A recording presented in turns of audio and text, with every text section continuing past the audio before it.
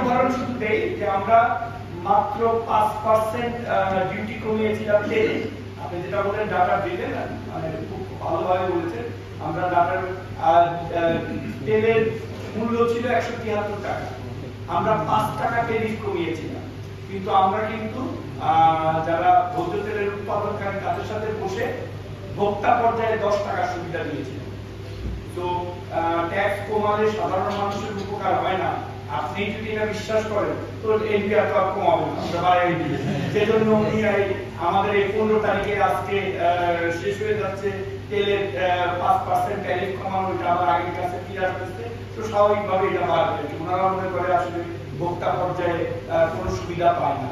তো আমি প্রথম যে প্রশ্নটা সেটাই আসি, আমাদের একটা ট্যারিফ কমিশন আছে এবং আমি কালকে ট্যারিফ কমিশনকে, আগে থেকে তারা কাজ করতেছিল, আমি কালকে ট্যারিফ কমিশনকে বলেছি যে দেখেন বিভিন্ন পর্যায়ে আমাদের ট্যাক্স রেভিনিউ দরকার আছে। জিডিপি বেসিস ট্যাক্স রেভিনিউ আমাদের সবচেয়ে কম, কিন্তু আমরা ট্যাক্সটা কোথা থেকে কালেকশন করব এটার একটা নীতিগত সিদ্ধান্ত থাকা উচিত। সেটা কি আমি তেলের উপরে, চালের উপরে, এসেনশিয়াল কমোডিটির উপরে ট্যাক্স করে কি আমি রেভিনিউ কালেকশন করব?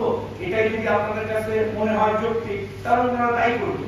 আর যদি মনে হয় যে না এটা যৌক্তিক না, যারা আদার সোর্স অফ রেভিনিউ সেখান থেকে আপনাদের ট্যাক্স কালেকশন করতে হবে, ভ্যাট থেকে ট্যাক্স কালেকশন করতেছে, বা এই যে ইন্ডিভিজুয়াল ইনকাম ট্যাক্স যেটা সেখান থেকে কালেকশন করবে, কর্পোরেট ট্যাক্স করবে।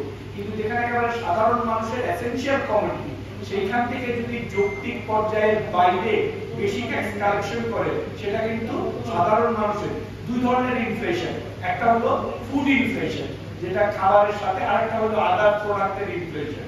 তো আমি ব্যক্তিগতভাবে মনে করি এবং আমাদের প্রস্তাবনাও থাকবে এসেনশিয়াল কমোডিটি যেগুলো আপনার নিত্য প্রয়োজনীয় জিনিস যেটা সেইটা, এবং ফুড ইনফ্লেশনের সাথে বিশেষ করে আমদানি নির্ভর যে পণ্যগুলি আছে যেটা আমাদের দেশে উৎপাদিত না হয়, সেগুলোর উপরে যদি আমরা যৌক্তিক ট্যাক্স ধার্য না করি, সেই ট্যাক্সের বার্ডেনটা, সেই ট্যাক্সের ভারটা কিন্তু একেবারে ইশারা থেকে সাধারণ মানুষকে বহন করতে হয়। তো আমরা একটা কম্প্রিহেন্সিভ প্রপোজাল আমাদের ট্যারিফ কমিশনের মাধ্যমে আপনার ডাটা দিয়ে আমরা তুলে ধরবো, যাতে আমাদের বিভিন্ন সময় কোনো ক্রাইসিসের সময় বা কোনো অনুষ্ঠানের সময় 15 দিন 20 দিনের জন্য স্পেশাল ছাড় না চাইতে হয়। সারা বছর যেন আমরা নিরবিচ্ছিন্নভাবে পণ্যের সরবরাহ রাখতে পারি এবং একটা যৌক্তিক মূল্যে নিত্য প্রয়োজনীয় জিনিস যেন ভোক্তারা পায়, এটা ইনশিওর করেই আমরা এই পলিসিটা অর্থ মন্ত্রণালয়ে আমরা দিব এবং এটা মাননীয় প্রধানমন্ত্রীকে আমরা বলবো যে এইভাবে করতে। তারপরে ওনারা যেটা নির্ধারণ করে সেই অনুযায়ী আমরা করতে চেষ্টা করব। ধন্যবাদ।